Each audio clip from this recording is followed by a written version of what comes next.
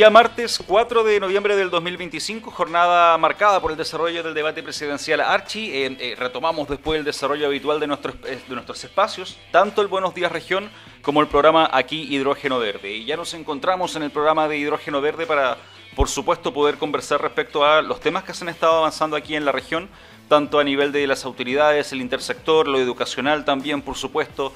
Todo eso y mucho más lo abordaremos junto con nuestro siguiente invitado. Estaremos conversando esta mañana junto con el Ceremi del Medio Ambiente. Nos referimos a Enrique Rebolledo Toro. Ceremi, muy buenos días. Muchas gracias por venir esta mañana de día martes. ¿Cómo está? Muy buenos días. Bien por acá, esperando que sea una gran semana para todos. Así que contento y muchas gracias por este espacio para conversar. Muchas gracias por venir al espacio para aprovechar de ir analizando, desarrollando informaciones que han estado pasando en el último mes o en las últimas semanas, que no solamente involucran también al medio ambiente, sino muchas veces desde lo industrial, desde energía, el área de educación también. Tiempo atrás, recuerdo, hablábamos con la Ceremi de Ciencias, Tecnología e Innovación respecto al área STEM, cómo lo STEM también vincula con este aspecto de la transición energética. Ya hemos conversado en otras oportunidades, Ceremi ya más o menos está habituado a este formato como de lo más general a lo específico. ¿Cree usted que es necesario ir guardando las proporciones del uso de conceptos cuando, por ejemplo, se habla de hidrógeno verde, transición energética, industrialización? Porque claro, muchas veces uno podrían decir esta situación de hidrógeno verde capaz no está muy asociado a energías capaz limpias o a temas de planes de medio ambiente, sino capaz a planes de industrialización. Hay que ser capaz como una categorización o diferenciar aquellos conceptos, ¿no? Por supuesto, mira, es buena la pregunta. Disculpa que lo diga de forma sorprendido, digo. No estoy sorprendido, sino que es un buen análisis el que mencionas. Quiero partir, si me permites, diciendo que algo que hemos venido tratando de transmitir desde ya hace 2 años, que la protección del medio ambiente no está reñida, no está enfrentada con el desarrollo de ningún tipo. Sin embargo, por supuesto que esto conviene un desarrollo tal vez no necesariamente sustentable, sino que el desarrollo industrial, cuando hace las cosas bien, cuando cumple las normas, y en nuestro país, que tenemos una legislación ambiental que no es tan antigua, ojo, nosotros, el Ministerio de Medio Ambiente, o sea, la ley 19.300 del año 94, y de ahí nace todo. Tenemos un país serio que hace que los edificios no se caigan por una parte y que seamos capaces de proteger el medio ambiente sin estar disputando a cada rato estos espacios con la industrialización del país. Entonces, perdón, por favor. ¿Es necesario guardar las proporciones cuando, sobre todo en año eleccionario, se habla de esto de reducir los permisos mediante que nuestra normativa ambiental es muy desactualizada? No, por supuesto, eso más que nada responde a espacios y momentos electorales que estamos viviendo, donde esta noticia, ¿no es cierto?, esta cuña muy rápida, muy breve, que queda en la gente. No, es que es bueno, no voy a decir cómo le llaman, pero es el medio ambiente el que traba la pelota, el que traba la inversión. Las inversiones se están yendo a Argentina y vemos pasar el desarrollo por nuestras carreteras. Por favor, yo hago un llamado responsablemente a que no compremos ese tipo de discursos, porque eso no es así. O sea, la protección del medio ambiente se hace desde múltiples plataformas, no solamente el conservacionismo o la idea esta de armar más y más áreas protegidas, sino que también se hace desde la tecnología, también se hace desde la limpieza, la ingeniería ambiental, y también se hace desde la industrialización y aquí es donde conecto con lo que me estabas preguntando, para mejorar la descarbonización a nivel internacional. Porque es cierto, nuestra matriz, hoy día estamos en este espacio que estamos hablando de hidrógeno verde, nuestra matriz energética de Magallanes no está preparada para una inyección de energía a partir del hidrógeno hoy día. Lo que no quiere decir que no esté preparada en 10, 15, 20 años más. Pero hoy día no. Por lo tanto, todos los proyectos de hidrógeno que se están evaluando hoy son para exportación. Y eso es así. Sin embargo, cuando tú haces el total global, digamos, de emisiones de gases de efecto invernadero, los gases de efecto invernadero tienen una particularidad, que tienen técnicamente un tiempo de vida media, que se llama, que es muy largo. Por lo tanto, los gases de efecto invernadero, que no son solo el CO2, no son solo el metano, sino que ahí también tienes los NOx, tienes los SOx, tienes un montón de otros componentes, se quedan mucho tiempo en la atmósfera. Por lo tanto, se mezclan entre el hemisferio norte y el hemisferio sur, los vientos los mantienen y los pueden mantener por cientos de años en la atmósfera. Eso quiere decir que los gases de efecto invernadero que yo genere acá en Magallanes van a afectar tanto en Rusia, en Estados Unidos, en Japón. Y al revés, los gases de efecto invernadero que se produzcan o que se generen en Japón, Estados Unidos, en Rusia, en China, me da lo mismo, también nos van a afectar finalmente al calentamiento global, al efecto invernadero y al cambio climático acá en Punta Arenas, en Magallanes.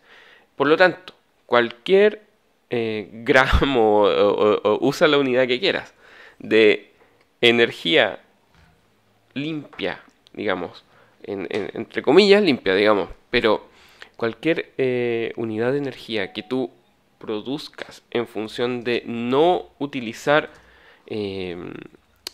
combustibles fósiles que generen gases de efecto invernadero en cualquier parte del mundo, va a ser un aporte para el mundo, porque el mundo es un sistema cerrado, que todos vivimos aquí donde mismo, ¿no es cierto?, donde todo nos afecta a todos. Por lo tanto, en el largo plazo y en the big picture, ¿no?, en la foto en general, claro que contribuye a la descarbonización de la matriz energética mundial. Pero hoy día lo que estamos evaluando en los proyectos para Magallanes son netamente acerca de la industrialización de Magallanes, no del cambio en la matriz energética de Magallanes. Qué bueno que pudimos hacer la diferenciación porque dentro del contexto de este espacio, semana tras semana, hemos visto la evolución de esta maratón que se está desarrollando a nivel internacional, en donde muchos países están probando a través de los aerogeneradores, cambiando los modelos. He visto modelos verticales. Sí. Está el otro lado también que tiene que ver con empresas automotrices, Toyota que está haciendo lo suyo también, que más que andar con e-combustibles, tengo entendido que están haciendo celdas de energía, ellos lo están viendo a través de otra forma, bueno, pero están probando semana tras semana. Entonces el mundo está probando, sí. El mundo está, la ingeniería siempre está ahí en tope de línea, ¿no es cierto?, buscando formas más eficientes y buscando formas más limpias de producir energía.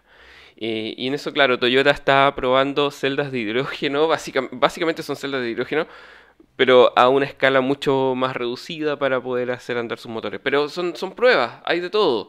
Entonces, lo que tenemos hoy día es que tenemos un precio del barril de petróleo que todavía es muy, y voy a ser muy enfático en esto, muy competitivo, porque tenemos países productores de petróleo que todavía venden petróleo muy barato, ¿sí?, y que tienen un margen de bajar sus costos que todavía hacen que el negocio sea muy bueno. Por lo tanto, el incentivo hacia una transición energética, y ahí me meto en el otro concepto que me conversabas, tiene que nacer desde los estados y tiene que nacer en función de mejorar la calidad de vida de las personas. ¿Y por qué mejorar la calidad de vida de las personas? Porque el cambio climático, y esto lo digo, ya tengo aburrido a todo el mundo con esto, el cambio climático es real, lo estamos viendo, está pasando y lo estamos viviendo en Magallanes. Y el cambio climático no es otra cosa que los cambios que ocurren en el clima debido a el calentamiento global antropogénico. Y esto está más que probado, digamos, por consensos científicos. aquí los aumentos de temperatura que hemos tenido en los últimos, ni siquiera 50 años, en los últimos 20 años, no se habían dado nunca en el planeta Tierra y cuando les digan, lo escuchen por ahí, no, es que estos son cíclicos, hace 1 millón de años teníamos la misma temperatura, etcétera. Bueno, es cierto, la Tierra ha pasado por ciclos más calientes y más fríos, pero nunca a la velocidad que están ocurriendo hoy. Y esto es principalmente debido a la cantidad de gases de efecto invernadero que estamos generando como humanidad, que estamos acumulando en la atmósfera y que estamos forzando un efecto invernadero artificial o antropogénico generado por el hombre, que ha derivado en un aumento de la temperatura de la superficie de la Tierra, lo que ha derivado en cambios en el clima, el cambio climático. Entonces, en lugares tan bellos y tan aislados y tan frágiles como la Patagonia, como Magallanes, tenemos prácticamente todas las vulnerabilidades climáticas habidas y por haber. Porque estamos cerca de la costa, porque tenemos remociones en masa, porque tenemos glaciares, porque nuestra fuente de agua depende de la nieve y cada vez neva menos. Independiente de que el año pasado afortunadamente nevó un montón, digamos. Pero la recarga de nuestros acuíferos depende también de la nieve. Las lluvias están siendo cada vez más intensas, pero más cortas en periodos de tiempo. Por lo tanto, si tú miras la media, está lloviendo un pelito menos o un pelito más, dependiendo de la localidad en Magallanes, pero la cantidad de agua caída cae en periodos de tiempo muy cortos. Por lo tanto, nuestro suelo no está acostumbrado a esto. Entonces, tenemos un montón de vulnerabilidades climáticas que nos hacen súper susceptibles al cambio climático, y el cambio climático es producido por la generación de gases de efecto invernadero. Entonces, cualquier desarrollo de tecnología que nos permita, como mundo completo, porque recuérdame cómo partí esta conversación, da lo mismo donde tú generes los gases de efecto invernadero, nos van a afectar a todos, como calentamiento global e eventualmente como cambio climático.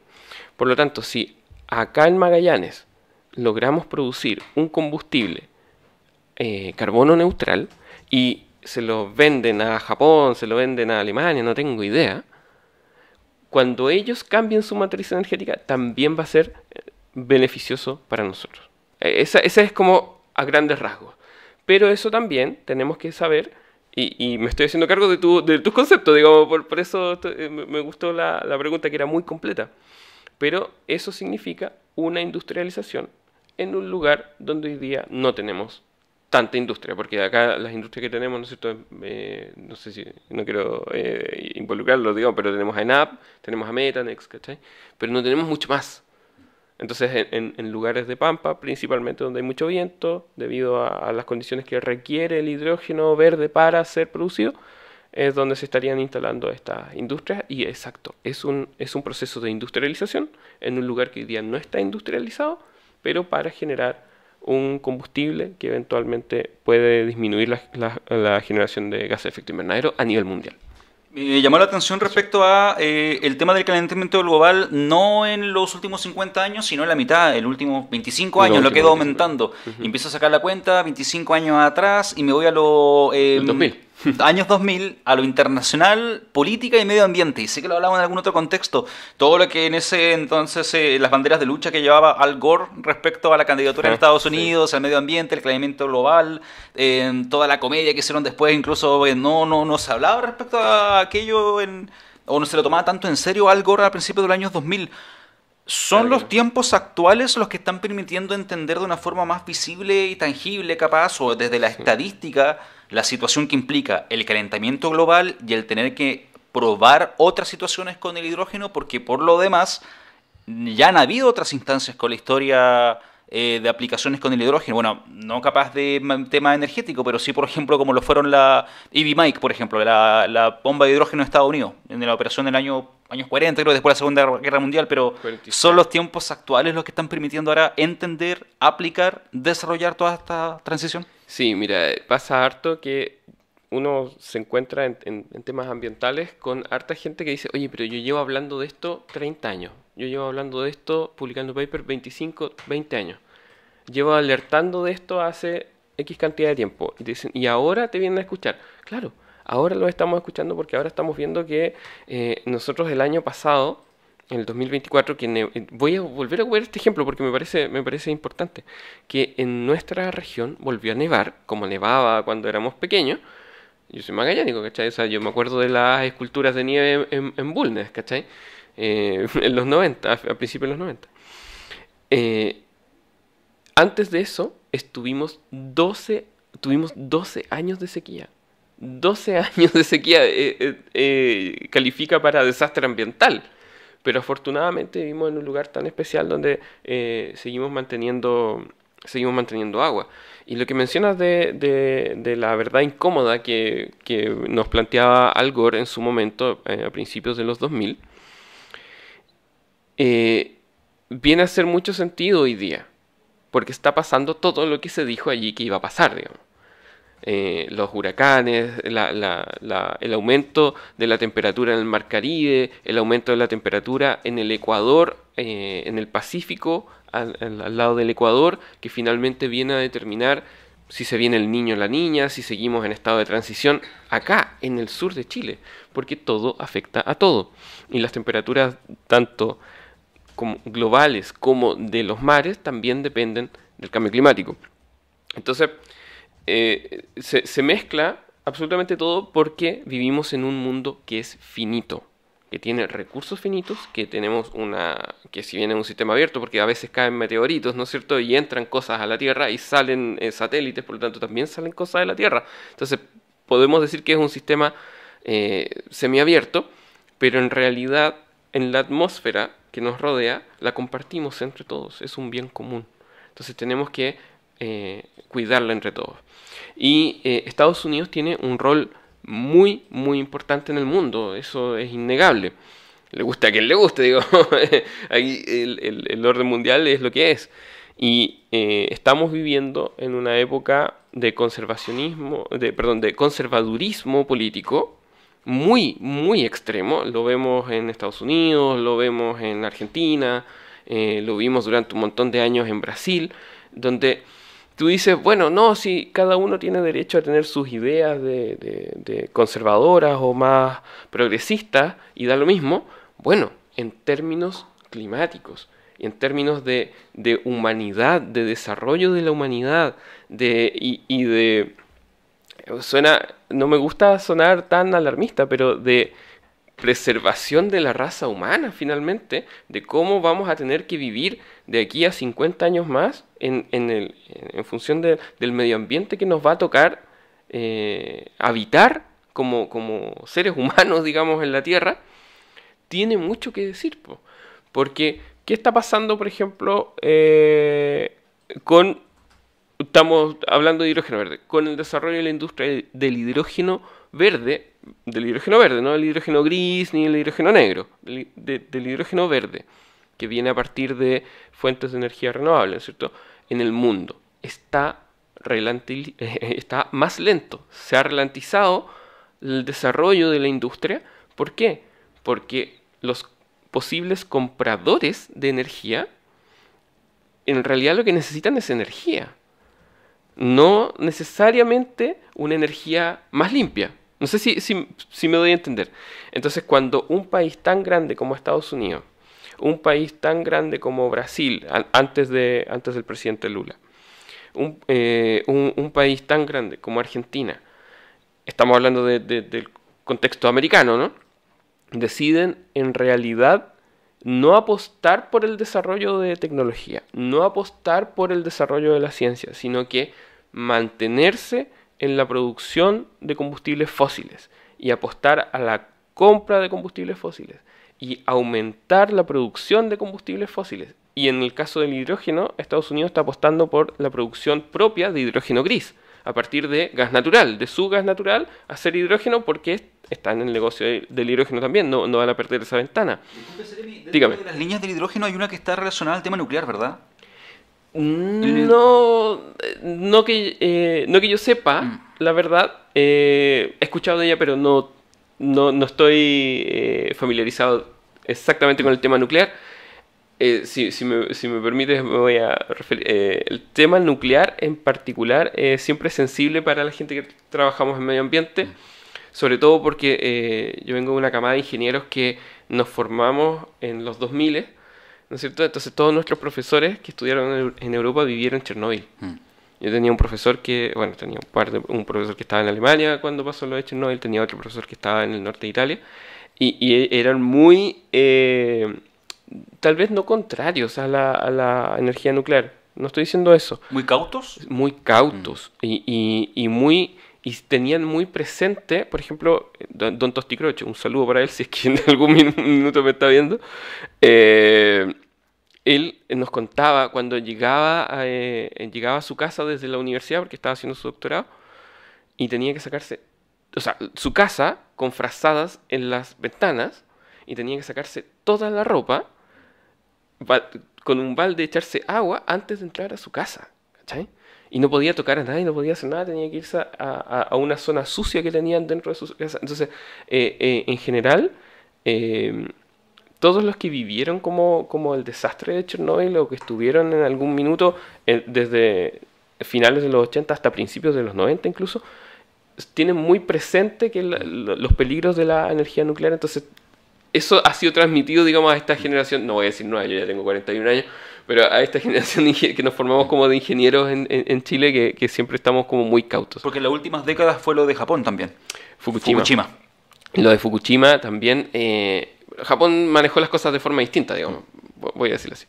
Me salí un poco de lo que te estaba comentando, pero el desarrollo del hidrógeno se ha visto ralentizado debido justamente a políticas más conservadoras de países que han cambiado de ser más progresistas, ¿no es cierto? Y de apoyar la tecnología, de apoyar la ciencia, de apoyar las ciencias climáticas. Es que es tan evidente este cambio, insisto, que tú puedes hablar de izquierdas, puedes hablar de derecha, puedes hablar de lo que tú quieras, está bien, y todos son pensamientos válidos en términos de políticas. Pero cuando hablas de políticas públicas, la verdad es que cuando te vas a los conservadurismos extremos, como lo que está pasando en Estados Unidos, como lo que está pasando en Argentina, se ven reflejados en temas patentes. El rompehielos Palmer. El rompehielos Palmer es, pero yo creo que el ejemplo más claro que podemos tener de cómo una política conservadora elimina, pero corta el presupuesto de los programas científicos que tienen que ver con el cambio climático. Porque ¿qué hacía el rompehielos Palmer? Durante todos los años que estuvo trabajando desde Punta Arenas, operando desde Punta Arenas hacia la Antártica.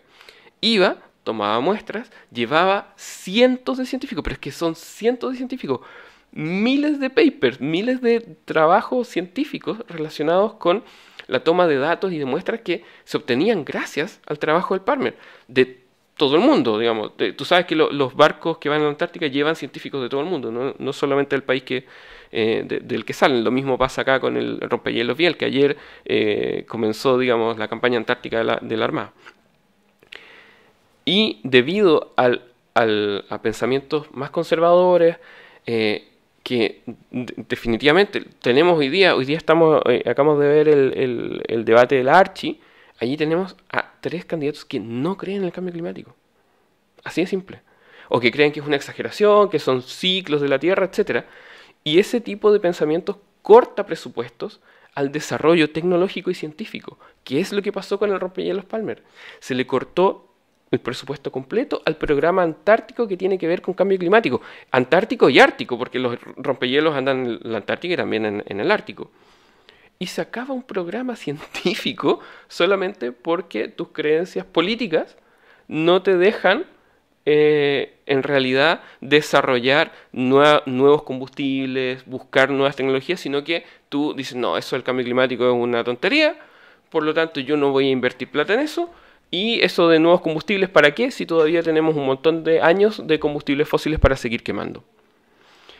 Y eso es preocupante, porque eso atenta finalmente contra la supervivencia de la raza humana sobre la Tierra. Porque sí, ok, por una parte tenemos que adaptarnos al cambio climático.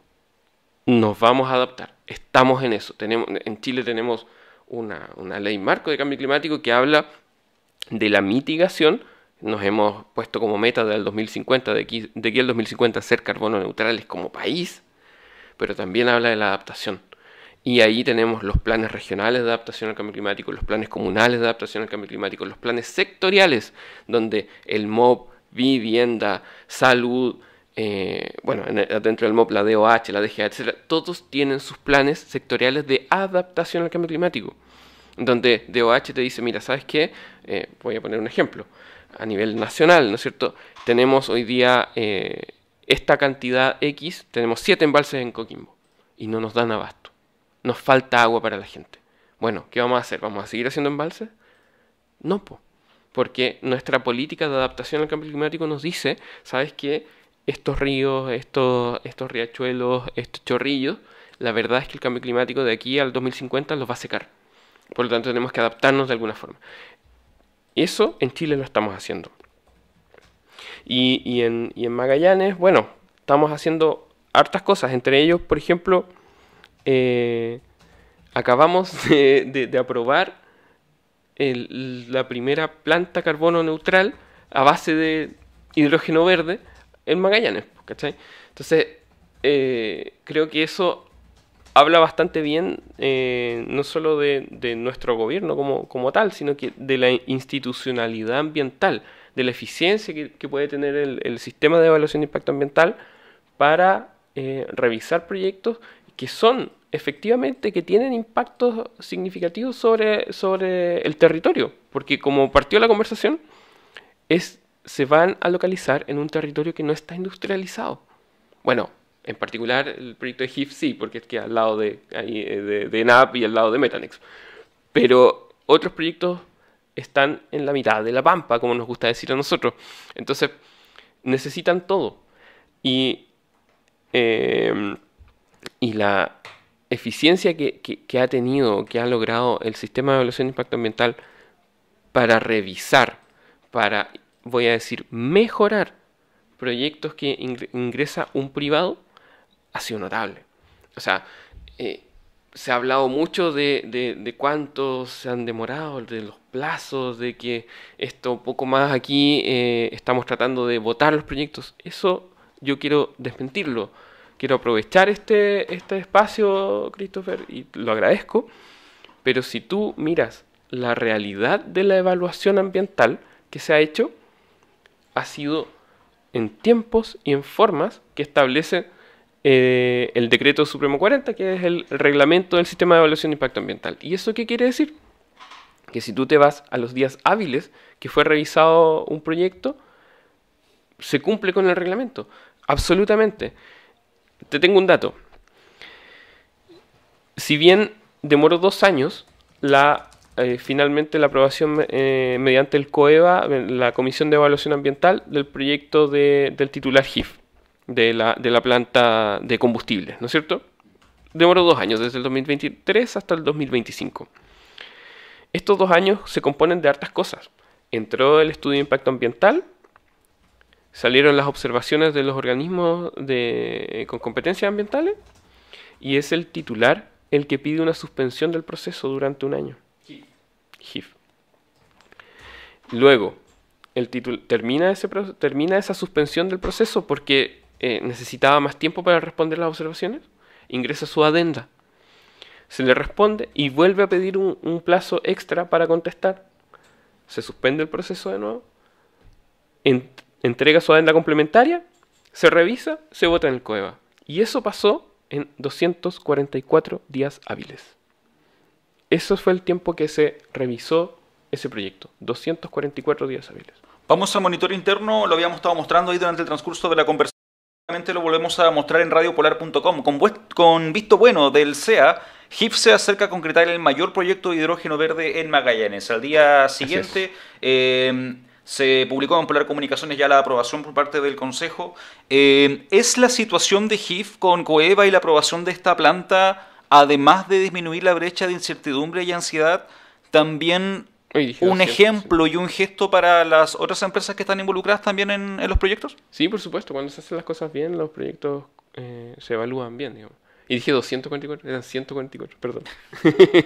Pero sí, por supuesto. Yo creo que es el primer proyecto que realmente se termina aprobando. La forma que hemos tenido de trabajar esto, puedo hablar por medio ambiente, ha sido de una forma de puertas abiertas. Aquí se ha conversado con los titulares del proyecto, se ha conversado también con la comunidad. Nosotros hemos recibido a la comunidad en la oficina, hemos recibido a la comunidad organizada y también hemos recibido a las personas naturales que tienen legítimas preguntas. Y las hemos recibido en la oficina, hemos contestado lo que nos toca contestar, digamos, lo que podemos. Hemos escuchado todas las inquietudes y particularmente con los titulares de proyecto hemos sido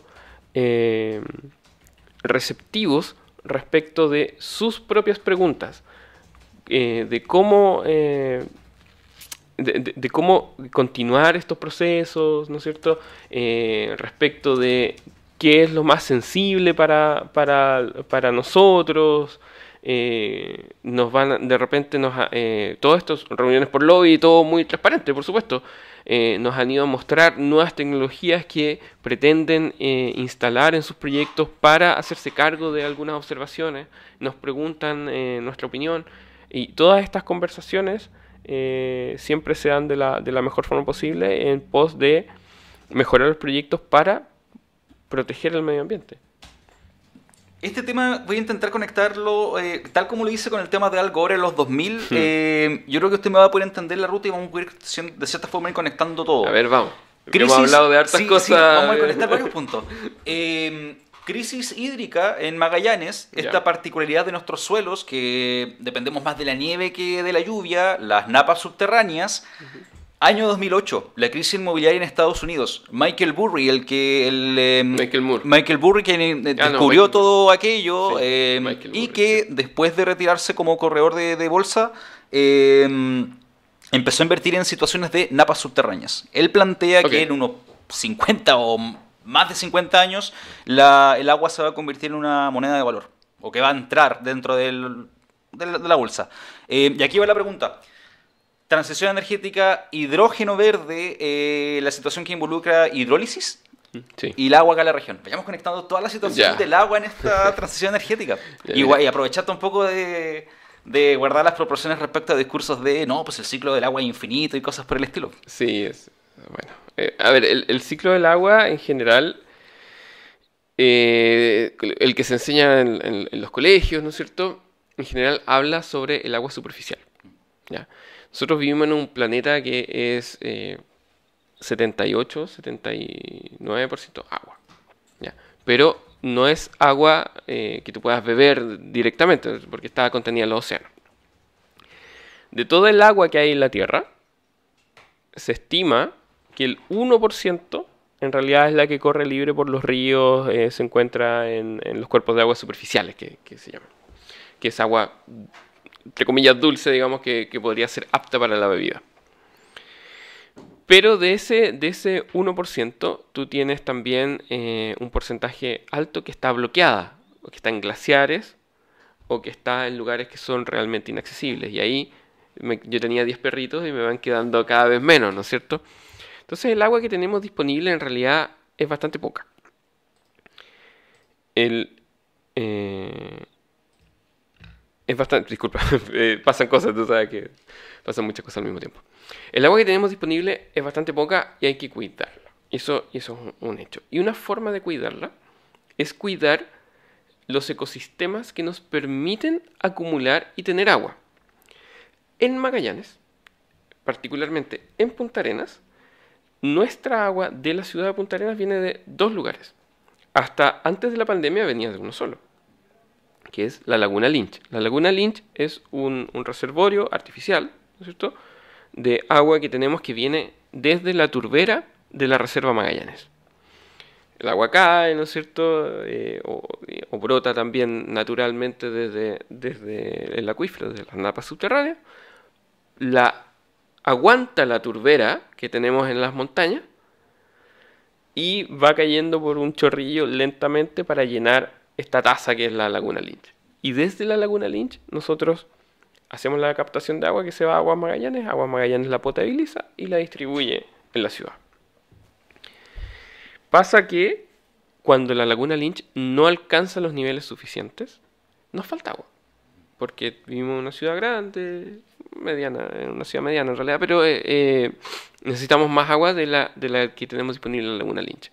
Entonces nosotros, como Punta Arenas, echamos mano de una reserva que tenemos, que es la reserva Parrillar. Y esas son las dos fuentes de agua que tenemos, no tenemos más. Entonces hoy día estamos captando agua desde la laguna Lynch y desde la laguna Parrillar. Lo que te decía, tuvimos 12 años de sequía. En algún minuto la laguna Lynch estaba en niveles bastante críticos y debimos echar mano a la laguna Parrillar. Hace muchos años atrás, muchos años atrás, se decía que cuando volvamos a sacar agua de la laguna Parrillar era porque había que preocuparse. Bueno, eso, para que todos lo sepan, lo estamos haciendo desde el año 2020. Entonces, la hidrólisis que requiere un proceso de hidrógeno para separar la molécula del oxígeno de la de hidrógeno para tener hidrógeno disponible como combustible, en los proyectos que han ingresado, no te estoy diciendo que no se haga en otras partes del mundo, pero en los proyectos que han ingresado al sistema de evaluación de impacto ambiental y los que sabemos que están por ingresar, lo hacen a partir de agua de mar, no a partir de agua dulce, ni de los chorrillos de Magallanes, por lo tanto no romperían el balance hídrico de la región de Magallanes. Primer punto ya que podemos aterrizar respecto cuando se habla muchas veces de que estos proyectos podrían afectar a las reservas de agua dulce o al abastecimiento de agua de las comunas de la región. Exacto. Ya. La respuesta es no. Y lo digo en función de los proyectos que han ingresado. ¿Por qué? Porque incluso el agua para consumo humano que están considerando estos proyectos dentro de sus campamentos, los proyectos que han ingresado al sistema de evaluación de impacto ambiental están declarando que la van a producir, y la palabra sí es producir, a partir del agua de las desaladoras que van a instalar. Tú sabes que uno no puede tomar agua destilada, porque el cuerpo funciona en base a un intercambio iónico. Entonces tú cuando tomas algo neutro, en realidad se llevan los iones, ¿cachai? Entonces como que se lleva tu cosa. Entonces el agua, una vez desmineralizada o tratada, que pasó por la desaladora, tiene que pasar por un sistema de potabilización para poder ser consumida por la gente que va a vivir en esos campamentos y que va a trabajar en esos proyectos. Entonces, de nuevo, la hipótesis en función de los proyectos que han ingresado al sistema de evaluación de impacto ambiental es que no se va a haber visto impactado el balance hídrico de Magallanes. Lo que no quiere decir que al vivir más gente en Magallanes, independiente de los que van a vivir en los campamentos, sí o sí va a vivir más gente en Punta Arenas, sí o sí va a vivir más gente en Porvenir, sí o sí va a vivir más gente en San Gregorio, no tengo idea. El agua que se va a utilizar en esos lugares va a seguir siendo, digamos, las captaciones normales de una ciudad normal, ¿cachai? Porque no, en su casa no van a tener reservas de agua independientes. Sin embargo, como te digo, no, como el agua es agua de mar, no debiera romper el balance hídrico de Magallanes en función del agua dulce disponible en ríos, chorrillos y lagos y lagunas. Llegando al final de la conversación hemos podido conectar varios puntos a lo que involucra esta transición energética, hidrógeno verde, desde el calentamiento global, la utilización del agua. Estaremos hablando en la parte final también respecto a los valores del petróleo, los valores actuales de los combustibles, pero quiero aprovechar de cierta forma, Seremi, si bien es cierto, estamos en transición energética, hay que ser aterrizados respecto a cuando se traen modelos internacionales o ejemplos respecto a situaciones que impliquen la matriz energética de la región, desde lo mareomotriz, desde lo eólico, desde, me imagino, situaciones de termoeléctricas, porque hay muchas opciones, muchas aplicaciones, otras más idóneas, otras más técnicamente realistas aplicables acá en la región. Desglosemos un poquito esta conversación de transición energética y lo que es más idóneo en lo matriz para Magallanes. En Magallanes somos la única región de Chile que somos productores de combustibles fósiles. Petróleo en una muy baja medida, pero tenemos mucho gas natural. A un precio muy competitivo. Eliminar de plano el gas natural de la matriz energética de Magallanes, personalmente pienso que sería un error. La transición energética tiene que estar dada hacia la posibilidad de incorporar otros tipos de producción de energía en nuestra matriz energética y no depender solo de una. La energía del futuro, decía un profesor, no es ni la eólica, ni la solar, ni la mareomotriz. Son todas. Que tengamos la posibilidad de producir energía a partir de todas, incluso la geotermia. En Magallanes tenemos todos los potenciales. Por supuesto, el eólico es el más visible, porque tenemos mucho viento, se habla mucho del factor de planta. Tenemos un factor de planta cercano al 70%, lo cual es una cuestión a nivel mundial increíble, lo que hace que sean viables los proyectos de hidrógeno verde. Un paréntesis, digamos, el factor de planta es la cantidad de días que tú tienes viento al año. En general en Magallanes tenemos más de un 68% de días que hay viento en el año, que podría mover una turbina eólica. En otros países, en otras latitudes, un 30% de factor de planta es muy, muy bueno. Y aquí tenemos el doble. Entonces, Magallanes tiene una tremenda oportunidad en producción de energía, sobre todo energía eólica. Pero esto, de nuevo, no puede ser en detrimento del medio ambiente. No puede ser tampoco que pensemos que esa va a ser la única fuente de energía que tenemos en Magallanes, porque en Magallanes tenemos otras fuentes de energía hoy día, que es el gas natural. Si la más visible es el viento, ¿hay alguna que usted sienta que es como media infravalorada? Que capaz la gente le faltaría reconocer como la potencialidad de una opción capaz de desarrollo motriz o que... Porque el viento claramente es la más visible. ¿Hay alguna capaz que esté como en menos...? Bueno, en Magallanes tenemos nulo avance avance despreciable, digamos, en mareomotriz y en geotermia. Y existen los potenciales, o sea, no es que no existan. Existen.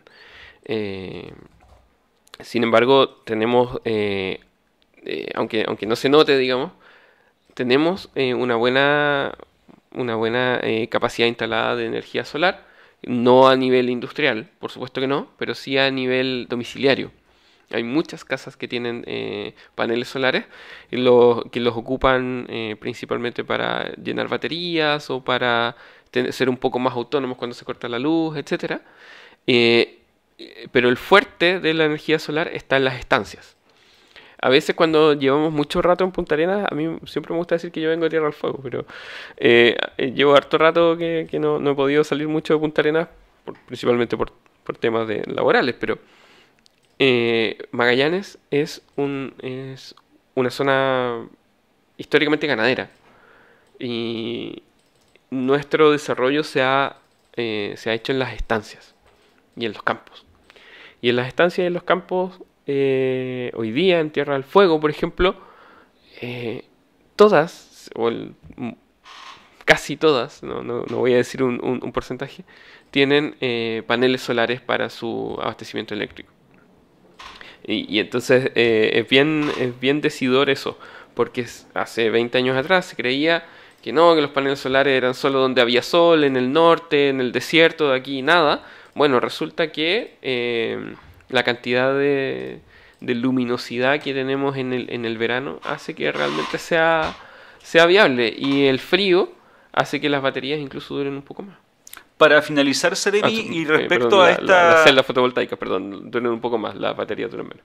Para finalizar, Seremi, y agarrando este punto que lo conversamos en alguna oportunidad junto con el Seremi de Energía en este mismo programa, quiero tomar la frase de un momento, lo tengo por acá en los apuntes. Hágala, cito textual. El precio del barril del petróleo todavía es muy competitivo porque tenemos países productores que todavía lo venden muy barato, trayendo la situación de los paneles solares a principios de los años 2000, que era muy poca la cantidad de modelos que habían, la inversión era muy cara en aquel entonces. Hoy en día uno ya ve las soluciones fotovoltaicas en las estancias, planes que están contemplados acá para la comuna. Y aquí va la pregunta, Seremi. En proceso de transición energética o de combustibles, si bien es cierto, el valor del litro de combustibles es no competitivo respecto al tema del petróleo, trayendo la figura de los paneles fotovoltaicos, los mismos tiempos de la transición y los procesos van a hacer que se vaya equiparando, que se vaya generando la oferta. Exacto. Es parte inicial de las etapas iniciales de algo nuevo, ¿verdad? Exacto, tal cual. Es lo que pasó con los paneles solares es básicamente lo que se espera en el mundo, digamos, que pase con el hidrógeno, que pase con la geotermia, que pase con todo eso. Es por eso que nosotros como gobierno, digamos, hemos apostado por la instalación de la industria en Magallanes. Y eso nadie nos puede venir a rebatir eso. Cualquier discurso contrario, digamos, está derechamente mintiendo. Nosotros como gobierno hemos tenido la oportunidad, y lo hicimos, de aprobar el primer proyecto de hidrógeno verde de Magallanes, que es la planta de carbono la planta de combustibles de la empresa GIF. Ahora, a finales de noviembre, debiera entrar la segunda parte del estudio de impacto ambiental de su parque eólico. Y estamos trabajando también en su adenda complementaria, y estamos trabajando también para que esto sea evaluado como corresponde en función de la protección del medio ambiente, que es lo que nos toca a nosotros como Ministerio del Medio Ambiente. Pero como gobierno estamos por la transición energética, estamos por la implementación de la ley marco de cambio climático, estamos por la industrialización consciente y sustentable de Magallanes, porque entendemos que ahí está la generación de empleo, ahí está la generación de riqueza y la generación de oportunidades para los magallánicos y magallánicas que vivimos acá y que queremos seguir viviendo acá.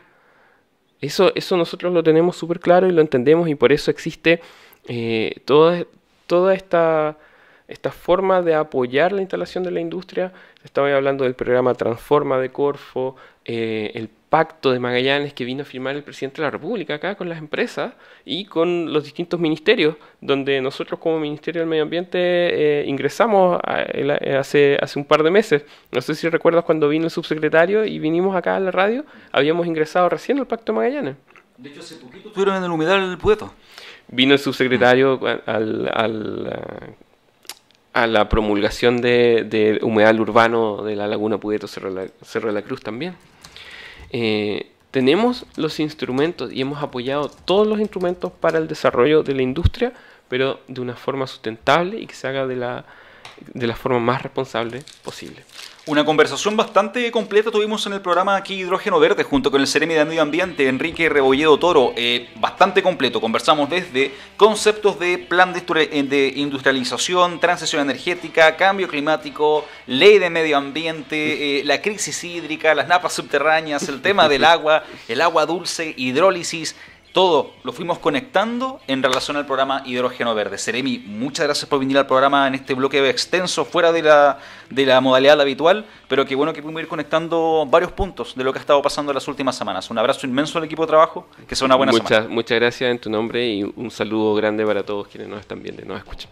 Manténgase en Polar Comunicaciones en la programación preparada para el día de hoy y en lo informativo. Manténgase en radiopolar.com, Radio Polar en Facebook, Polar Comunicaciones en Instagram y en el resto de nuestras plataformas digitales. Nos vemos mañana.